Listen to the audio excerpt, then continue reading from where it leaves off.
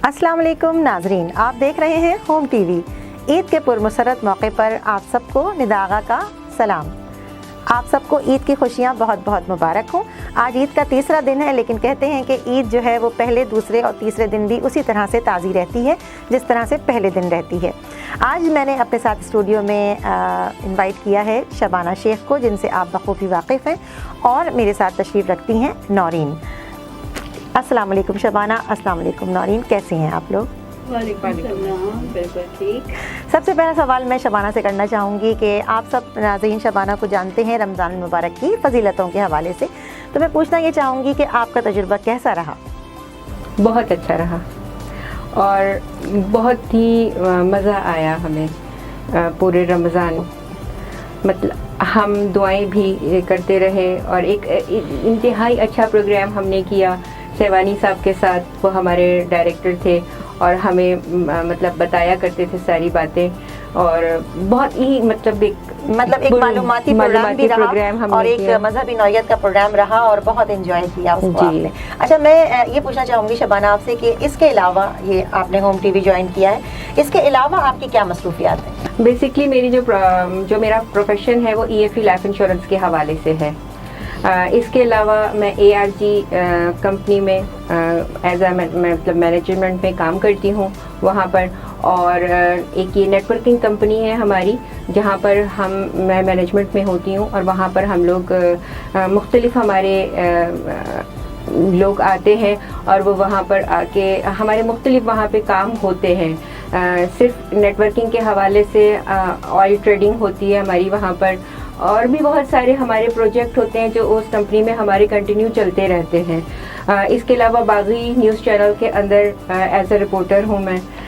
Help international welfare trust के इदारे से भी मुंसलिक हूँ, और as a announcer radio Pakistan पे FM 93 पे भी आप लोग मुझे सुनते हैं। चलें, बहुत खूब, बहुत खूब। चलें, आपसे गुफ्तगू होती रहेगी। अब हम आते हैं नौरीन की तरफ। नौरीन को आप देखते हैं टिप्स एंड टोटके में, और आपका पसंदीदा प्रोग्राम है। इसके अलावा हम पूछना चाहेंगे नौरीन से कि आपकी ईद के हवाले से क्या मसरूफियात होती हैं? ईद की मसरूफियात तो वही जो हम सब की होती हैं। पहला दिन ससुराल की नज़र होता है, फिर उसके बाद मैके की बारी आती है, और फिर घर वालों को कुछ स्पेशल डिशेस बनाकर खिलानी होती है। तो वो सारी मसरूफियात जो हैं वो ईद मतलब ये कि बड़ा मसरूफ गुजरता है ख़वातीन के लिए इंतहाई। क्योंकि एक तो रमज़ान में हम पूरा रमज़ान जो है वो कुकिंग में, और जैसे कहते हैं अफ्तार और सहर में लगे होते हैं, और उसके बाद जो है वो जिसे कहते हैं कि एक मेन जो हमारा एक इम्तहान आता है वो ईद के मौके पर आता है। ऐसा ही कुछ है? बिल्कुल सही कह रही हैं आप। हमें अपने आप को भी मेंटेन रखना होता है, और उसके साथ साथ घर वालों की फरमाइशें होती हैं बहुत सारी, जो एक्सपेक्ट कर रहे होते हैं कि ईद के तीनों दिन हम उन्हें कुछ स्पेशल डिशेस हम बना के खिलाएंगे। उसके लिए आपको टाइम निकालना होता है। उसके अलावा जो मेहमानदारी आपकी साथ साथ चल रही होती है उसे भी आपने मैनेज करना होता है। तो जी, आपका किचन भी जो है वो चलता रहे साथ साथ। आप भी बिल्कुल नेक्स्ट से तैयार हो, क्योंकि आप नहीं जानते कि कौन सा मेहमान। ड्राइंग रूम भी अच्छा नजर आ रहा है, बिल्कुल, और घर आपका बिल्कुल उसी तरह करीने से हो। ये सारी चीजें साथ लेकर चलना एक बहुत बड़ा टास्क है जो हम सब खवातीन को करना होता है। और मेरे ख्याल में आपसे बेहतर इसको कोई नहीं जानता, क्योंकि आप तो करती ही टिप्स एंड टोटके हैं। टिप्स एंड टोटके के हवाले से ही अगर हम आपसे बात को आगे बढ़ाएं, तो आप बताएं कि ईद के हवाले से कोई ऐसी टिप आप हमें बताएं, छोटी सी टिप बताएं एक मतलब खवातीन के लिए, कि वो अपने आप को किस तरह से फिट भी रख सकती हैं और अपने आप को अच्छा रख सकती हैं जिसमें वो ईद पर अच्छी नजर आए।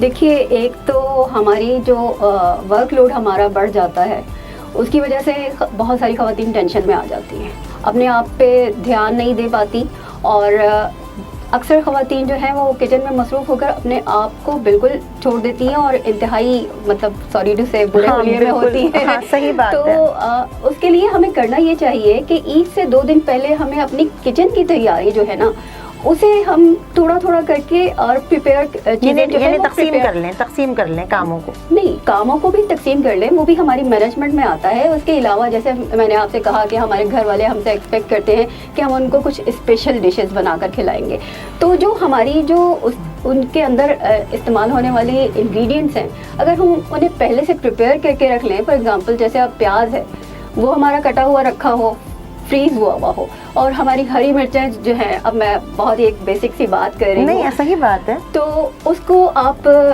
पेस्ट बनाकर रख लें। इसके अलावा टमाटर प्यूरी बनाकर रख लें, तो आपके जो बेसिक इंग्रेडिएंट्स होंगे ना, वो आपके पास तैयार होंगे। आपने जो डिश भी बनानी है, आपके पास रेडीली अवेलेबल हैं आपके इंग्रेडिएंट्स, आप उन्हें निकालें, इस्तेमाल करें, और इससे आपका बहुत सा टाइम बचेगा, सेव हो जाएगा। और जब टाइम सेव होगा, वो आप अपने ऊपर लगा सकती हैं, यानी आप तैयार हो सकते हैं, खूबसूरत नजर आ सकते हैं। मेकअप का टाइम आपको ईद के मौके पे मिल जाएगा, और लाजमी सी बात है, जाहिर है मेकअप भी करना जरूरी होता है, और चूड़ियां भी पहननी होती हैं, और ड्रेसअप भी होना पड़ता है। खवातीन और बच्चों से ज्यादा तो किसी की ईद नहीं होती। बिल्कुल सही बात है। अच्छा जी, अब आते हैं शबाना की जानिब। आप बताइए, आपकी ज़ाहिर है आपने बताया कि आप इतनी मसरूफ़ हैं और आपके काफ़ी सारे आपने काम बताए कि जो माशाल्लाह से आप करती हैं, तो आप किस तरह से घर को मैनेज करती हैं? एक वर्किंग लेडी के लिए हैसियत से एक घर को मैनेज करना बहुत मुश्किल होता है, लेकिन अल्हम्दुलिल्लाह जिस तरीके से हम बाहर काम करते हैं, उसी तरीके से हम घर को भी मैनेज करते हैं। हाउसवाइफ की जो प्रायोरिटीज़ होती हैं, उसकी मुनासबत से अगर हम देखें तो एक वर्किंग लेडी को काफ़ी मेहनत करनी पड़ती है। तो एज अ मतलब हाउसवाइफ भी मैं उसी तरह अपने घर को टाइम देती हूँ, अपने बच्चों को भी टाइम देती हूँ, और जिस तरह आम फीमेल्स करती हैं, तो उसी तरह मैं भी सब काम करती हूँ। बहुत अच्छी बात है, बहुत ज़बरदस्त बात की। अच्छा, अब ऐसे ईद के मौके पर अब ये है कि बहुत अच्छी बात और एक यूनिक सी बात मैं पूछना चाहूँगी कि जो ईद की जो तैयारी है, यानी जो शॉपिंग है, उसके हवाले से अगर अब मैं आपसे पूछना चाहूँ कि उसमें आप मतलब क्या वो रखती हैं? रमज़ान में आप शॉपिंग कंप्लीट कर लेती हैं, या रमज़ान से पहले, या मतलब इसका क्या मतलब एक ऐसा वो बनाती हैं कि जो आप की शॉपिंग कंप्लीट हो जाए? ज़ाहिर है बच्चों की भी शॉपिंग करवानी होती है और अपनी भी शॉपिंग करनी होती है, और तमाम चीज़ों को मैनेज करना होता है, और शॉपिंग एक ईद की एक ऐसी चीज़ है कि जिसके बगैर ईद अधूरी है। जाहिर सी बात है, ईद के जब तक शॉपिंग ही नहीं होती तब तक ईद होती कहाँ है। तो ईद के हवाले से ये होता है कि हम चांद रात को जो मज़ा आता है ना ईद की शॉपिंग का, वो पहले से करने में नहीं आता। बिल्कुल सही बात है, सही बात हम लोग तो शुरू से हमारे यहाँ चांद रात को ही शॉपिंग की जाती है। जो लास्ट के जो डेज होते हैं ना, हाँ, उसमें ही मज़ा आता है, मज़ा आता है। आप इस बारे में क्या कहती हैं नौरीन? नेता, देखिए, हर किसी का अपना अपना एक स्टाइल है, अपना अपना एक तरीक़ाकार है हर काम को करने का। तो मैं क्योंकि मैं अपने हस्बैंड की नेचर को जानती हूँ, तो वो क्राउड को अवॉइड करते हैं। हाँ, मुझे पता है कि ईद से पहले रमज़ान के दिनों में बहुत ज़्यादा क्राउड होता है और बहुत मुश्किल हो जाता है शॉपिंग करना। तो मैं पूरी कोशिश करती हूँ कि रमज़ान से पहले शॉपिंग अपनी कंप्लीट कर लूँ। और मैं आपको ये भी बताती चलूँ कि मैं फ़ैशन डिज़ाइनर हूँ, अपने ड्रेसेस खुद ही डिज़ाइन करती हूँ। तो जो शॉपिंग है, मीन्स जो मुझे मटेरियल परचेज़ करना होता है, वो मैं रमज़ान से पहले परचेज कर लेती हूँ, और रमज़ान में इबादत के साथ साथ मैं अपने ड्रेसेस जो है वो तैयार कर रही हूँ। बड़ी अच्छी बात है, ज़बरदस्त बात है। लेकिन चांद रात की एक अपनी कहते हैं एक खुसूसियत होती है, और जब तक के कहते हैं कि चांद रात पे बाहर ना जाए और चूड़ियाँ ना पहनी जाएं और ख़वातीन मेहंदी ना लगवाएं, तो फिर वो चांद रात ही नहीं होती। जी, ये बिल्कुल आपने ठीक कहा। तो वो मेहंदी और चूड़ियाँ जो हैं वो चांद रात के लिए रखी जाती है। सही। वाकई उसके बगैर मजा नहीं आता, उसके बगैर मजा नहीं आता, कंप्लीट नहीं होती। बिल्कुल सही बात है। अच्छा नौरीन, ये बात तो हमारी हो गई कि हम चांद रात जो है वो चूड़ियों और मेहंदी के बगैर अधूरी है। लेकिन एक बात अभी आपने मुझे बताई कि आप स्टफ ले लेती हैं रमज़ान से पहले और फिर आप उसको खुद तैयार करती हैं। तो आज के दौर में ये बात जो है ना, सुन के बड़ी खुशी महसूस होती है। तो आप मुझे बताएंगी कि क्या आपने इसके लिए कोई कोर्स किया हुआ है, या आपने इसको शौकिया मतलब सीखा है, या किस तरह से मतलब आपने इसको? जी निदा, देखें, इस चीज़ का जो सारा क्रेडिट है ना, वो मेरी मदर की तरफ जाता है। माशाल्लाह। हम लोग 3 बहनें हैं। जब हम छोटे थे तो हमारी अम्मी ने हमें बहुत ज़्यादा एफर्ट्स करके, हमारी एक मोहल्ले में एक टीचर होती थी, तो वो हमें लेके जाती थी उनके पास, और वहाँ से हमने बेसिक जो है स्टिचिंग और कटिंग जो है वो बिल्कुल बेसिक जो होती है, वो हमने सीखी। पर उसके बाद मुझे वहाँ पे भी टीचर ने बहुत अप्रिशिएट किया था कि तुम्हारा स्टाइल बहुत अच्छा है, तुम जिस तरीके से काम करती हो और जिस सफाई से काम करती हो। तो उन्होंने मुझे बहुत अप्रिशिएट किया, जिसकी वजह से मुझे लगा कि हाँ, मुझे ये काम करना चाहिए। मैं ये अपने लिए करती हूँ, अपनी खुशी के लिए करती हूँ, लेकिन आपको मैं बताऊँ कि मैं इससे अपना कितना बड़ा अमाउंट सेव कर लेती हूँ। बिल्कुल सही बात है। और जो डिज़ाइंस मैं पहनना चाहती हूँ उन्हें मैं खुद तैयार कर लेती हूँ। मेरे लिए इससे बड़ी खुशी की कोई बात नहीं। बिल्कुल सही बात है। मैं अपनी तमाम जो ख़वातीन बहनें हैं उनसे भी ये कहूँगी कि आप अगर बेसिक स्टिचिंग सीख लें, और आजकल तो यूट्यूब पे हर चीज़ जो है वो अवेलेबल है, आप जिस चीज़ का ट्यूटोरियल चाहें वहाँ से आपको मिल जाएगा।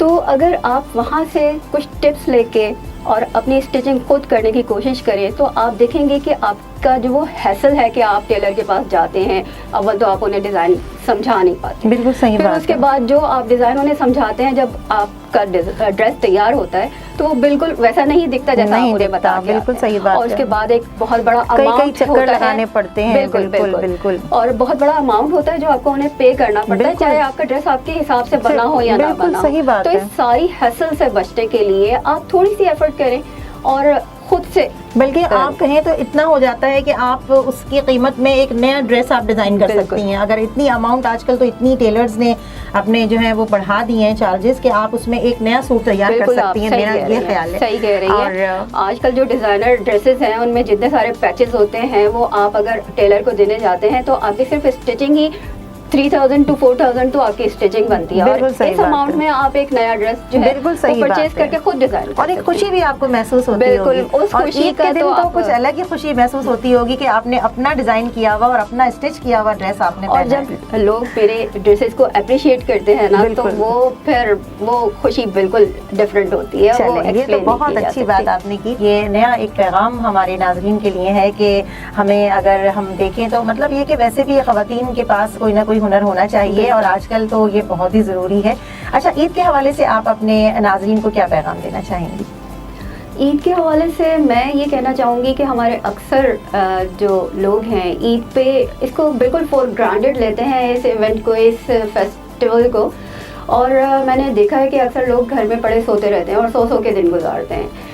मेरा कहना ये है कि हम रमज़ान के दौरान जितनी भी इबादत हम करते हैं, ईद जो है वो उसके बदले में अल्लाह का ताला का दिया हुआ एक इनाम है, तो उसे उसी तरीके से लें, उसे इंजॉय करें, खुशियाँ महसूस करें और खुशियाँ बांटें, और फिर देखें कि आपका दिन, आपके तीनों दिन कितने बेहतरीन गुजरते हैं।